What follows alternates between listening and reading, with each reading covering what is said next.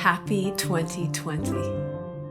It's hard for me to believe that this much awaited year is finally here. But ready or not, 2020 is knocking at the door, waiting to be discovered. My name is Marga, and this is a channeled forecast based in astrology for the year of 2020. For all those agents of evolution out there who know that their main goal and purpose in life is to stay on their evolutionary edge. The main themes for 2020 are crossing the bridge from adolescence to adulthood as a collective, expecting the unexpected and seeing everything that happens as an opportunity, developing 2020 vision, which is going to involve an opening of the heart and a connection between the heart and the third eye, or the center of higher perception. Discovering who we are without our usual props. Overcoming toxicity through surrender and letting go. And what to expect from being in an active mode of transformation. There are several key dates in the year of 2020 where major planetary alignments are occurring that indicate certain shifts that are likely to take place in the collective.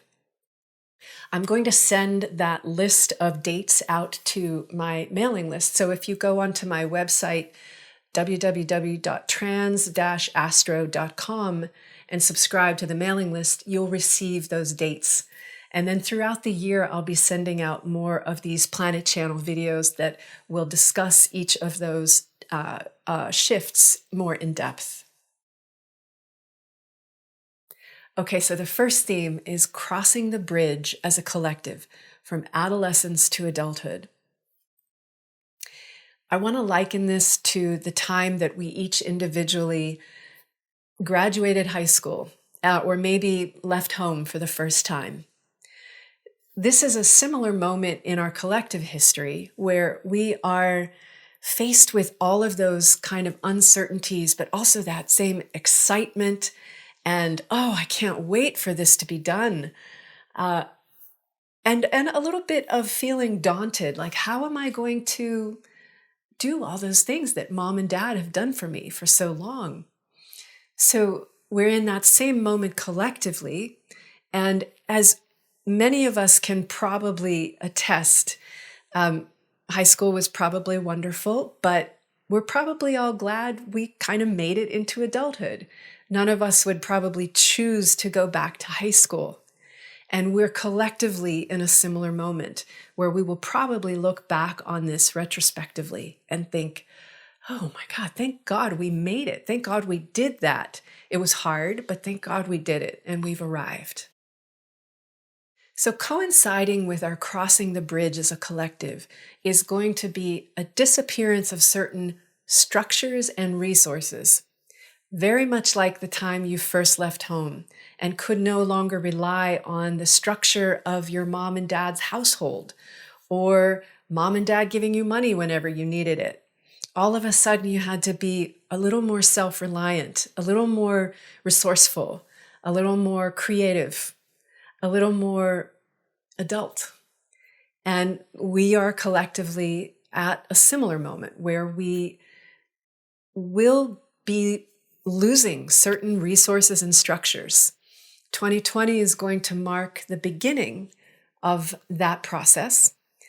And again, I invite you to keep remembering that moving into adulthood is a good thing. It's something you probably wouldn't exchange for going back to high school.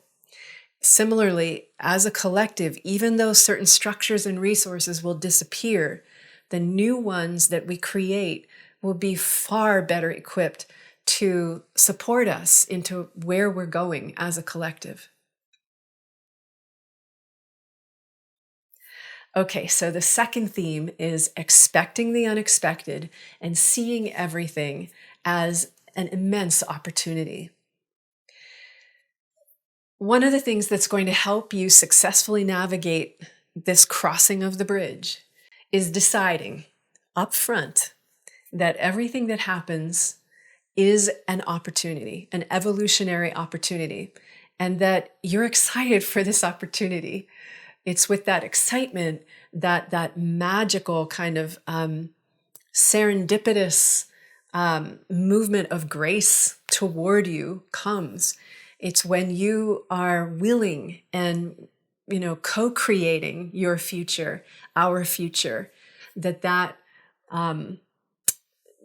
divine kind of spark of inspiration can seat itself in your soul and actually manifest as really, really skillful responses. So see everything as the immense opportunity that it is. It's going to be an opportunity to evolve. It's going to be an opportunity to come into community, into true community. And it's going to be an opportunity to be whittled down, as it were, into more of who you truly are. Okay, so the third theme is developing 2020 vision. So our collective vision is literally being formed now, much in the same way that somewhere around age 16, the human brain becomes fully formed. Perception becomes adult. Right now, what's happening is a kind of expanding of our vision into a kind of heart seeing, or you could think of it as a more compassionate kind of vision. Or if you're so inclined, you could understand it as a linking up of the heart center with the third eye, where how we see and interact with the world around us is completely linked to our understanding that we are not separate from each other. However you relate to this expansion in our collective vision, notice how in yourself, individually, constructs like racism or classism start falling away, and how that gives rise to a different set of possibilities, a different way of moving through the world. Okay, so the fourth theme is discovering who we are without our usual props.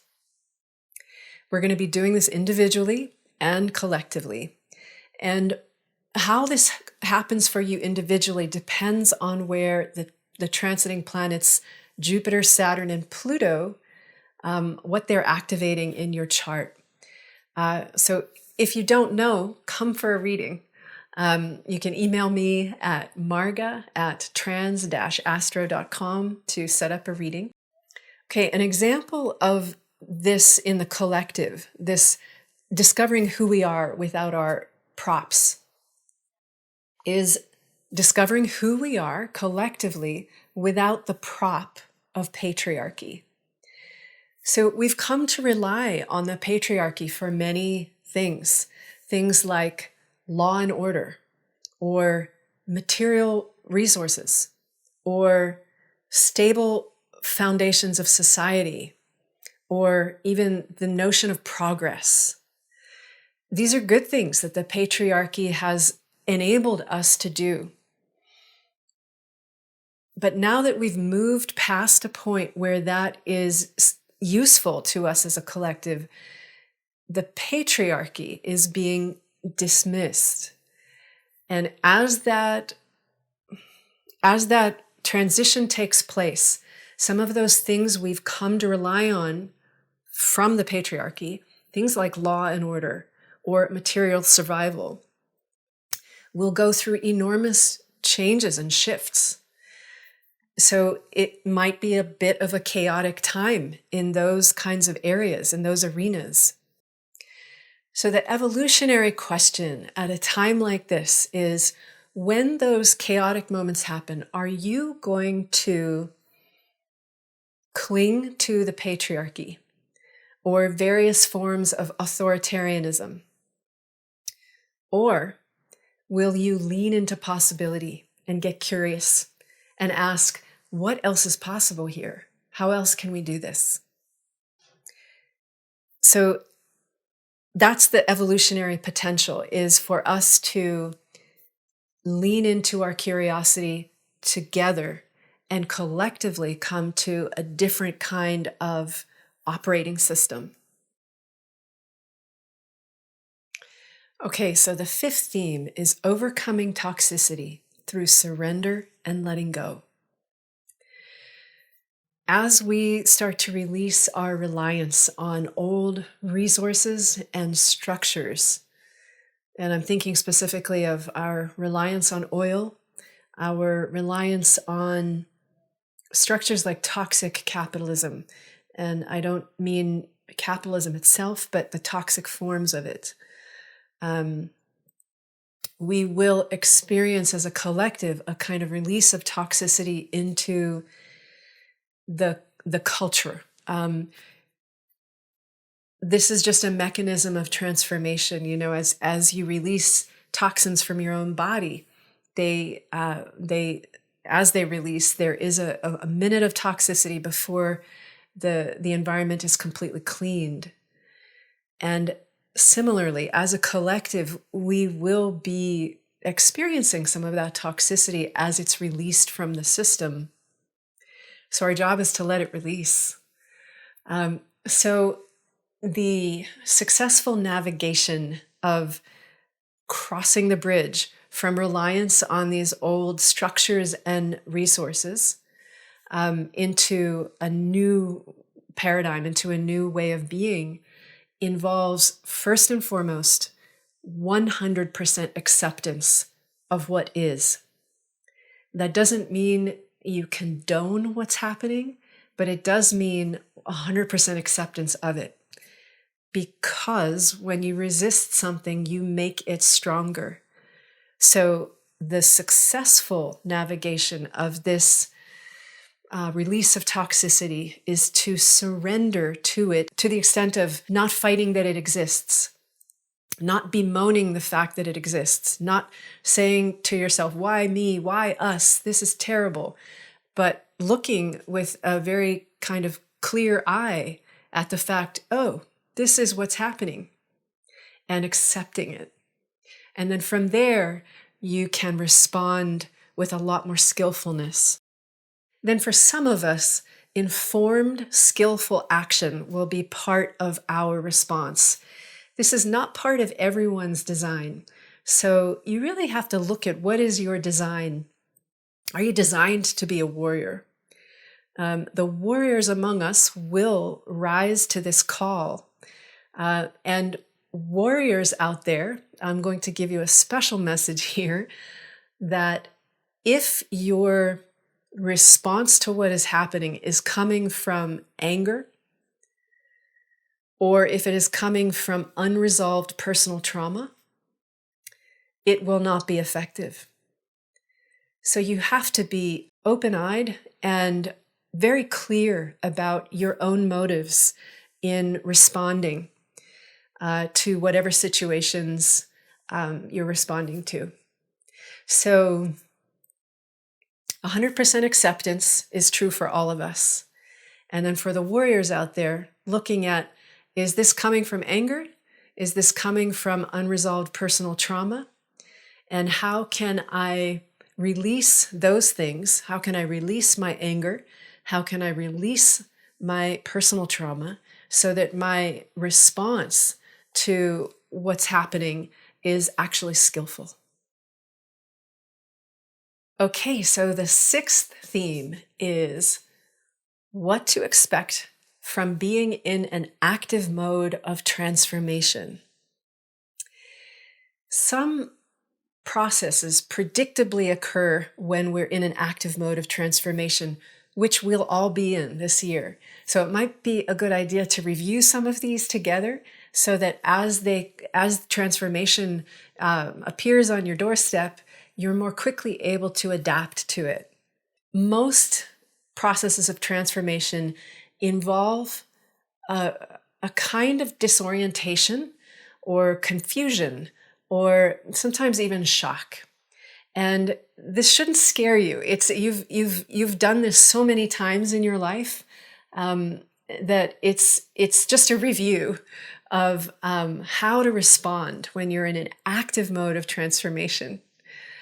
So here's what to do when you find yourself kind of getting disoriented, or maybe even going slightly numb, like I have no idea what to do, or feeling just totally stuck.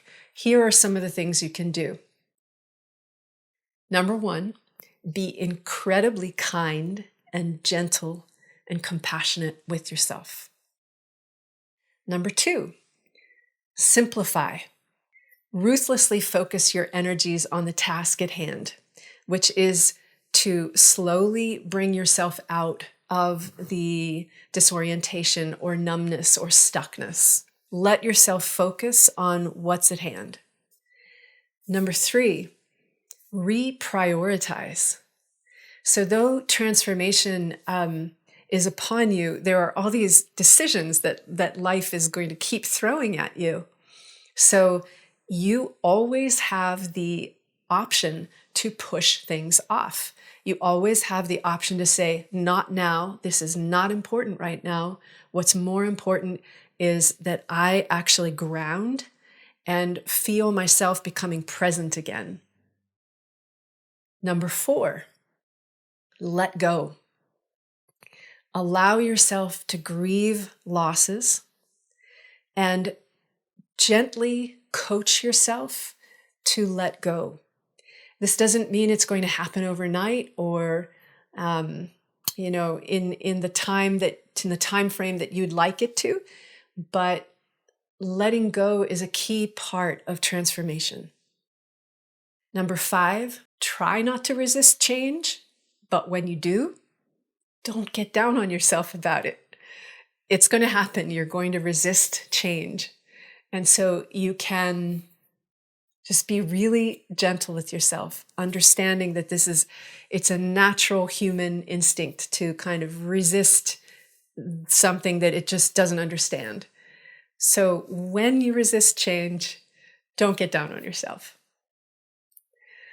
And number six is self-soothe. This is going to be very important. Lean into all of the things that you know bring you a kind of stability and peace and centeredness and groundedness. Lean into your daily rituals. Create daily rituals for yourself if you don't have them. Lean into music that soothes you. Lean into affirmations. Lean into prayer. Lean into the counsel and company of good friends. There is an extreme evolutionary advantage to these extreme types of transformation, and that is that we grow up. We start to give up some of our innocent forms of immaturity in favor of coming into alignment with our true dharma. And for these purposes, dharma just means, what is it that you were designed to do? I like to give the example that the dharma of a rose is to have the fragrance of a rose. The dharma of a gardenia is to have the fragrance of a gardenia. A rose can't have the fragrance of a gardenia, and why would it want to? Or vice versa. So part of the advantage of these extreme times of transformation is that you get to discover your own true fragrance, your own true design, your own true dharma. So trust that all those prayers and intentions and visions that you've had for yourself for many years now, maybe decades, are about to be given the opportunity to really, truly manifest.